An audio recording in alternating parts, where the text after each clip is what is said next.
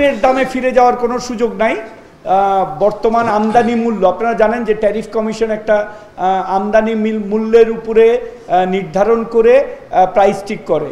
So আমাদের tariff commission কাজ করতেছে কি দামে তারা র ম্যাটেরিয়াল আনতেছে তার সাথে যৌক্তিক প্রসেসিং ফি ধরেই আমরা একটা দাম নির্ধারণ করে দিব।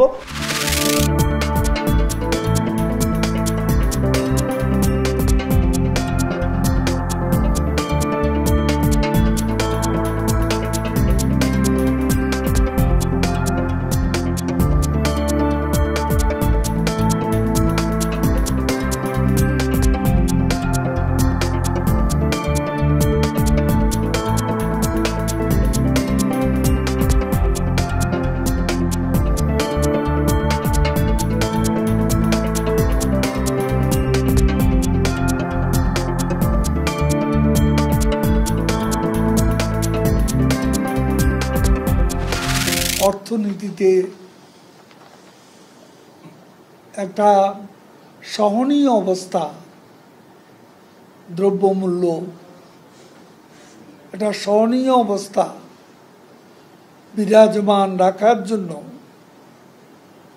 তিনি যে এফার্ট দিচ্ছেন আমাদের প্রধানমন্ত্রী, এটা বিরল ঘটনা। এবার আমরা ওপেনলি ইলেকশন করার সবাইকে সুযোগ দিয়েছি।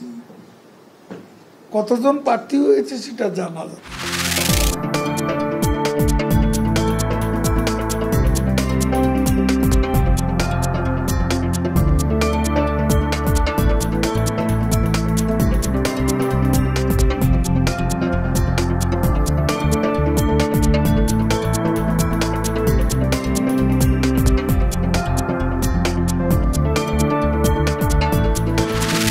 সরকারের কোনো ভুল ত্রুটি ব্যর্থতা থাকলে তুলে ধরবেন, সমালোচনা করবেন, অবশ্যই করবেন, এবং সেটাকে গঠনমূলক যে কোনো সমালোচনাকে আমরা স্বাগত জানাবো, যেন আমরা সেগুলো থেকে এটাকে শুধরে নেওয়ার একটা সুযোগ পাই।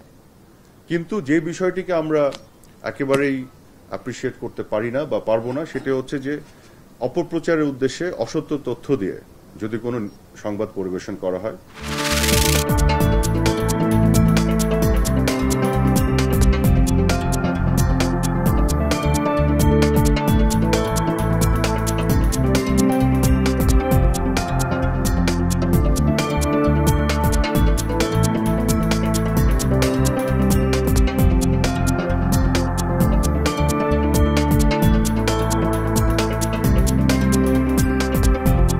হজ যাত্রীদের অ্যাকাউন্টে বাড়ি ভাড়ার টাকা নাই, যে টাকা ধর্ম বিষয়ক মন্ত্রণালয়কে দেওয়া হয়েছে সেই টাকা সময় মতো ট্রান্সফার দিতে ব্যর্থ হয়েছে ধর্ম বিষয়ক মন্ত্রণালয়।